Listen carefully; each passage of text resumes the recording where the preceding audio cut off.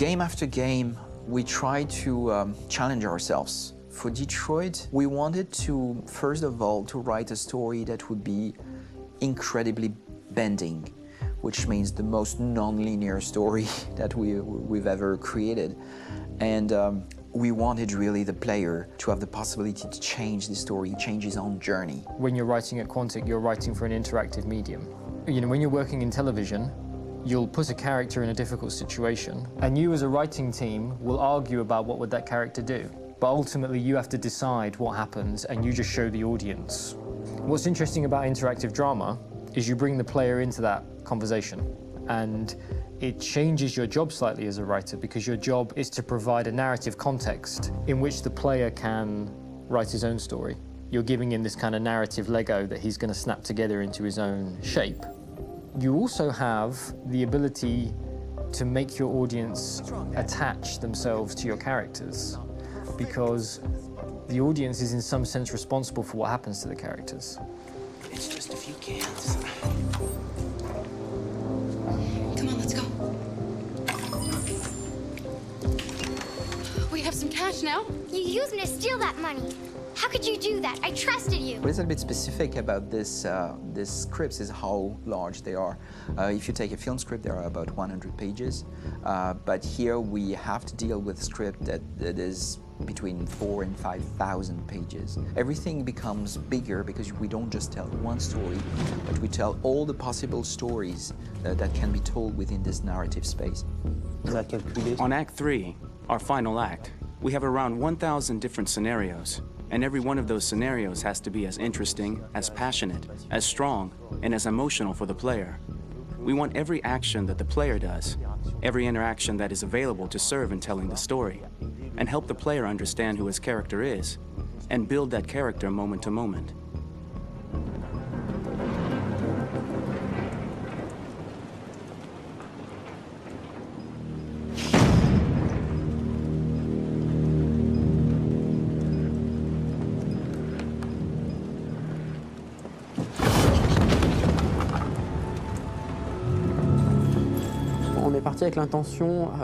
We started with the intention pretty early on that we would never lie to the player.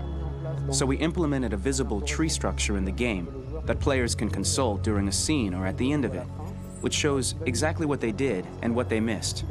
There are games out there offering world exploration. We offer narrative exploration. You know, keeping control of such a wide and large story is a huge challenge. So, same thing when you shoot with actors, because you will need to shoot many different versions of each dialogue, of each scene. For actors, it's a huge, huge challenge. Because of the style of the game, you have so many different ways that the character can go. Every decision, it's what I call kind of choose your own adventure. Like every decision that the player makes, it's going to open up 40 more pages of material and experience that ties in, which means as a performer, you have to try to continue to make things feel real that the player might not ever see, but also that in performance, it's not always connected to a previous act. It's grueling, it's hard work, but it's a great team, and I enjoy doing it. I was really frustrated. I was until I got to this point where I kind of was able to step outside of my own experience and even in a lot of ways my own process and be able to step outside of that and okay, this is something new. What do you need? How do I meet you there? How do I give you what you need and still feel like I'm doing what's right? And once I did that, then all of a sudden it got really fun. It was much freer, and having to approach it in a new way and think about the player and think about how it serves them and what I'm doing for them or what I'm letting them into. It's really, I think, helped me grow in general. Remember, there's nothing on the left. That's all. So it's probably all there. And then make her come first, close. But I think you would go first to check that it's safe. Okay, sure.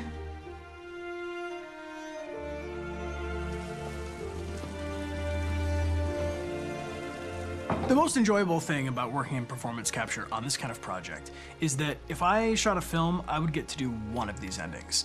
I get to do so many different things as Connor. Your head goes all over the place because you're trying to keep track of basically 4 different storylines for each different response. What's the name of my dog? Buddy? Scout. I think it's Jack. I can't remember. So I worked with physicality a lot because it was a good way to anchor myself in these different rings of the tree as the story grows out. I know where that is physically in my body, and then I can switch more continually on set, and it'll be entirely up to the player to determine what order those things come out and what they look like from a distance. Like if you're playing through it, the culmination of all of that will be their version of Connor. I'm faster than you, and I don't feel pain. You don't stand a chance against me. Listen, asshole. If it was up to me, I'd throw the lot of you in a dumpster and light a match to it. Tourner les scènes d'action à... Shooting action scenes at Quantic Dream is a real challenge, because these are scenes where the storytelling has to continue. It's not an action scene just to have a dose of adrenaline. The stunts have huge consequences on the rest of the story. It's really a moment where we implicate the player and tell him that the choices he makes during an action scene will have a direct impact on the evolution of his story. Mon plus grand défi sur Détroit aurait... My biggest challenge on Detroit has been managing the large number of animations that we received from motion capture. Detroit features more than 37,000 animations, which is a huge amount to handle on a daily basis.